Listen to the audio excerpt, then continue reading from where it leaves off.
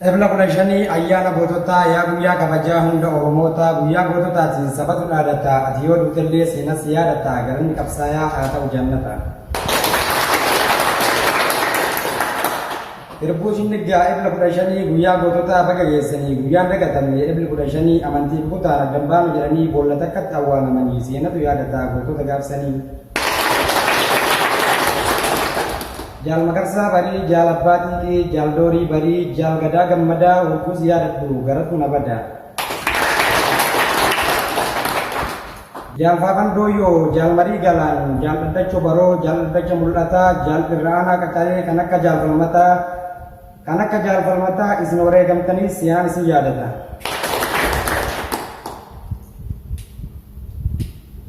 Harka fuune shamaa sabni koo hundumtuu kan bahaa bidhiyaa wani kaabaaf kibbaa Oromoon tokkuma tasaan beeku jibbaa Oromoon tokkuma tasaan beeku jibbaa.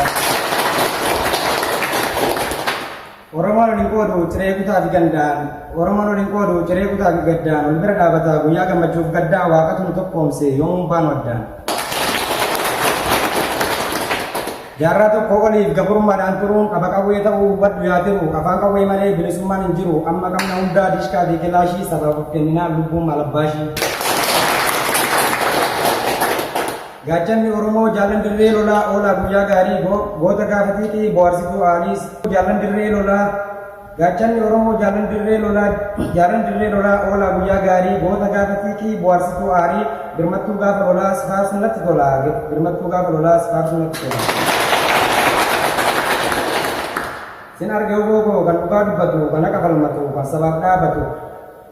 Sin arge oboko kan dhugaa dubbatu kan haqa falmatu kan sabaaf dhaabatu tokko si madaalu jabaa hunda caalu. Gaafa manaa baatu jibbitee gabrummaa loltee deebifachuun mirga abbaa biyyummaa ammas abdii muriin biyyi kan keetuma. Abdiin keenya si'ii sumatu waan sabaa harkoonni gabrummaa sumaan nurraa cabaa. Harkoonni gabrummaa sumaan nurraa cabaa bakka bu'aa sabaa goota kaayyoon sirrii galma sinakkisu oduun namaaf shirri.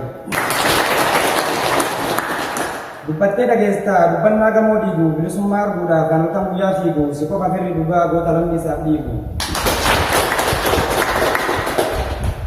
Kan dhugaa kee beeku harka kee barreessu halkan guyyaa ta'anii seenaa kee barreessu bulanii ka'anii sagalee kee dhageeffatu maqaa kee dhaahanii dhugaa kee faarfatu. Jechoota mimmiidhagoo toora galchee tarreessee gocha kee himeen fixu walaloodhaan barreessee jecha kee himeen fixu walaloodhaan barreessee. Oromiyaaf jedhee liiqa wareegame albiidhaan qalamee ibiddaan goonee jiras fannifame ati wareegamtus seenaa galmeeffame.